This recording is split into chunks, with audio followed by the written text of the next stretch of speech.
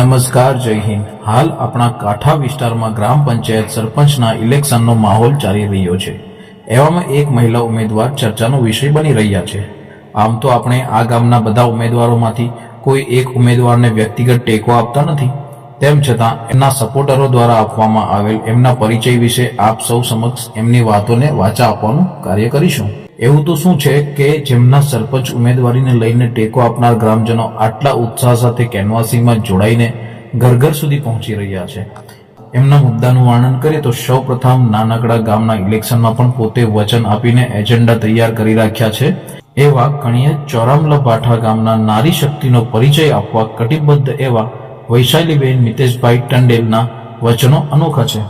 એમના સપોર્ટરો તરફથી મળતી વાતો કહીએ તો રસોડા સુધી પહોંચી શકે અને બહેનોની ભાવના સમજી શકે એવા છે। વડીલોનો પ્રેમ જીતીને વિના બોલ્યે દુઃખ સમજી લે એવા છે। ઓછા ભણતર હોવા છતાં કોઠાસૂઝ ધરાવતા હોય એવા છે।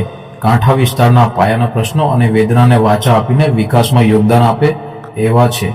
દેશમાં મહિલા સશક્તિકરણ માટે પ્રતિજ્ઞા કરીને પ્રભુને સાક્ષી માનીને નવનિર્માણ માટે કટિબદ્ધ થાય એવા છે।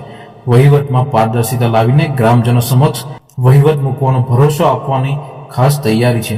બેન, તમે તમારા ગામ વતી આ ઉમેદવારની પસંદગી કરી, તમારું શું કહેવું છે એ બાબતમાં?